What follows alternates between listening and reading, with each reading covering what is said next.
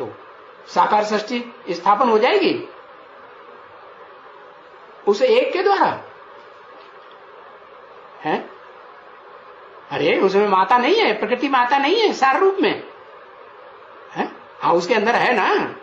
हाँ अरे वो आज भी यादगार में दिखाया जाता है ना। क्या दिखाया जाता है? हाँ? अर्धनारीश्वर, आधा हिस्सा पुरुष आधा हिस्सा नारी, लेकिन व्यक्तित्व एक ही है या दो है? प्रैक्टिकल में एक है या दो है? हाँ, और प्रैक्टिकल में नई सृष्टि बनाने के लिए दो चाहिए कि एक चाहिए? दो है। हाँ दो चाहिए। तो वो दूसरा कौन? वो दूसरी जो है वो प्रकृति है या सदाकाल पुरुष है? वो सदाकाल प्रकृति है। भले ये हो सकता है कि प्रकृति के भी दो रूप हैं, एक है परा प्रकृति, परे ते परे रहने वाली, और एक है अपरा प्रकृति जो परे ते परे नहीं है, थोड़ी नीची टाइप की है।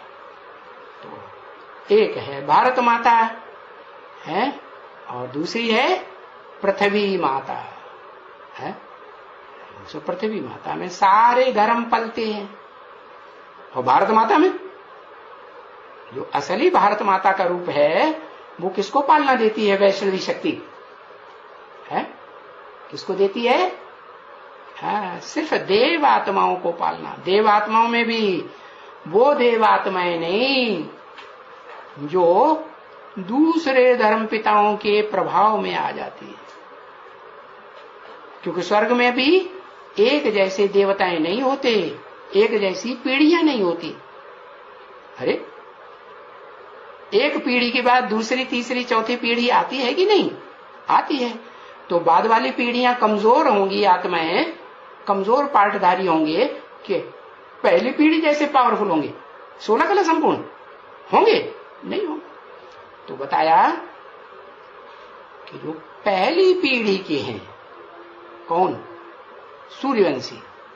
हाँ, वो सूर्यवंशी जो बीज रूप आत्माएं हैं वो भी जब तक वो प्रकृति के परारूप का सहयोग न लें तब तक क्या? तब तक नई सृष्टि, साकार सृष्टि, नई हेवन की दुनिया बनाए नहीं सकते। मन बुद्धि का सुख भोगेंगे, शरीर की इंद्रियों का सुख नहीं भोगेंगे। उस मन बुद्धि के सुख भोगने में वो परा प्रकृति होगी या नहीं होगी? हाँ वो भी होगी, क्योंकि मन बुद्धि भी तो जड़त्व में ही बनती है या नहीं बनती है? मन बुद्धि भी जड़त्व में ही बनती है। तो वो मन बुद्धि है, बाकी इंद्रियों का रूप नहीं है। इंद्रियों का रूप कब बनती है? जब नई सृष्टि बनती है साकार शरीर वाली, तो वहां स्त्री भी साकार चाहिए अलग से और पुरुष भी साकार चाहिए। तो पहली पहली कौन? पहली पहली स्त्री कौन है? उसमें 5 तत्वों का संघात होगा या नहीं? होगा, लेकिन कैसा संघात? हाँ, परम ब्रह्म साकार रूप में उसको कहा जाएगा अगर कहें तो। क्योंकि उसी से सारी दुनिया जन्म लेती है। जो मनुष्य सृष्टि का पहला बच्चा गाया जाता है शास्त्रों में है कृष्ण 16 कला संपूर्ण, तो वो भी किससे जन्म लेगा? है? उन शास्त्रकारों ने तो दिखाई दिया कि पान, वो क्या नाम, पीपल के पत्ते पर आया है। अब पीपल का पत्ता तो सदाकाल हिलता डुलता रहता है, कभी स्थिर होता है? हिलता है कि नहीं? सदाकाल हिलता रहता है। लेकिन वो पीपल के पत्ते पर कृष्ण नहीं आता है, जिसके लिए कहा जाता है नैया हिलेगी डुलेगी लेकिन डूबेगी नहीं। डूबेगी नहीं माने इस षष्ठी रूपी रंगमंच पर सदाकाल रहती है। कौन? जगदम्बा, जिसे धरती माता कहते हैं। लेकिन सदाकाल रहती तो है, लेकिन वो लेफ्टिस्ट है, लेफ्ट रूप में पार्ट बजाने वाली है कि राइटिस्ट रूप में पार्ट बजाने वाली? लेफ्टिस्ट रूप में पार्ट हो जाने वाली। हाँ, कैसा लेफ्टिस्ट रूप में? सबके गले काटती है?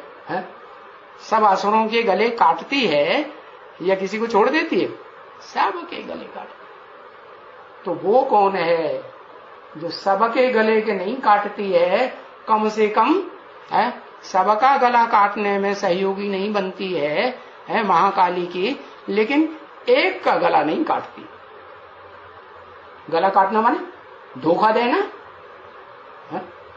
बेवफाई करना या वफादार रहना है? धोखा देना हुआ ना। हाँ, तो वो उसका तो विरुद्ध है। क्या? जन्म जन्मांतर वरों शंभु न तू रहो कुंवारी। या तो मैं उस स्वयंभू को वर्ण करूंगी। स्वयंभू माने जो अपने आप संसार में प्रत्यक्ष होता है। अपने आप प्रत्यक्ष होता है कि कोई करने वाला है? हाँ, ऐसे नहीं कि शिव सुप्रीम सोल प्रत्यक्ष करता है। प्रत्यक्ष नहीं करता है, वो तो ज्ञान सुनाता है। अब जो सुन करके धारण करे, मनन चिंतन मंथन करे, व्याख्या करे, दूसरों को सुनाए और खुद बने, तो वो फिर पहला पहला बड़ा देवता बनेगा, महादेव बनेगा। तो वो ही बात बताई कि पहले तुम बच्चे ये नहीं जानते थे क्या कि हम को वर्षा कैसे मिलेगा स्वर्ग का, और किससे मिलेगा, मीडिया कौन होगा। अब तुम जान गए हो कि जो साकार मीडिया होगा ये मनुष्य सृष्टि का बाप होगा, लेकिन वो भी अकेला नहीं। वो कब होगा? जब वो इस साकार मनुष्य सृष्टि में प्रकृति रूपी जो स्त्री चोला है उसका आधार ले। ओम शांति।